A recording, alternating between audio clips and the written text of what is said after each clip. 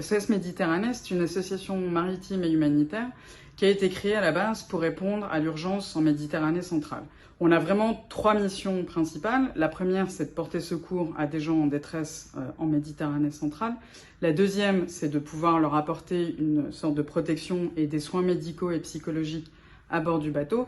Et la troisième, c'est de permettre quand même d'avoir une capacité de témoignage, de raconter en gros ce qui se passe à la fois en Méditerranée centrale et dans les camps de détention en Libye, d'où viennent les gens à qui on porte secours.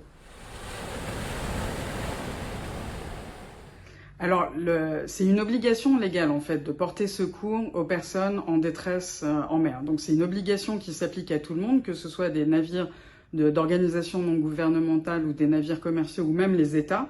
Nous, on est extrêmement prudents pour respecter ce cadre légal parce que c'est vraiment quelque chose qui nous importe beaucoup.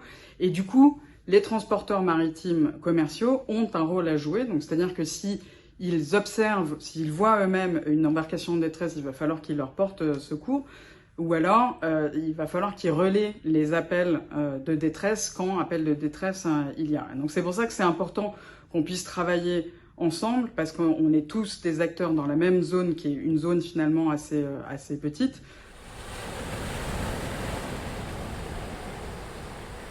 Il y a d'abord tout l'aspect un peu de la préparation et de la communication, et ça c'est vraiment nous, on a développé toute une série de formations pour les gens qui montent à bord. Et ça, c'est évidemment des choses sur lesquelles on peut travailler ensemble, sur comment former les gens à répondre à ces situations de détresse, parce que c'est évidemment pas la formation des transporteurs maritimes. La deuxième, c'est toute la phase de sauvetage en tant que telle. Donc, comment très concrètement on effectue un sauvetage quand on a une toute petite embarcation avec 130, 150 personnes à bord.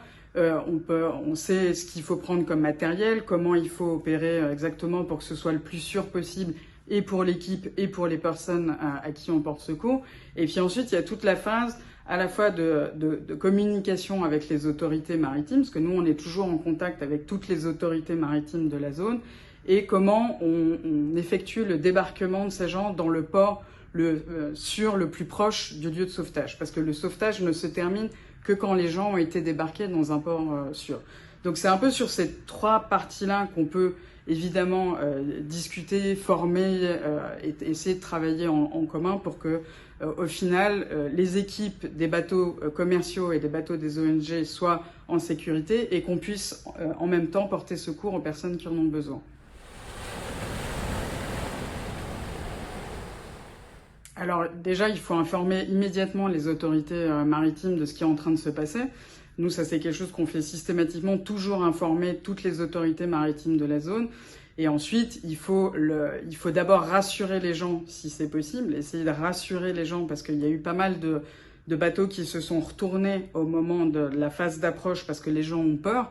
Si possible, transmettre des gilets de sauvetage. S'il y a des gilets de sauvetage à bord, il faut pouvoir les mettre en sécurité le plus rapidement possible. Donc leur donner un gilet de sauvetage et évidemment après les mettre en sécurité à bord du navire.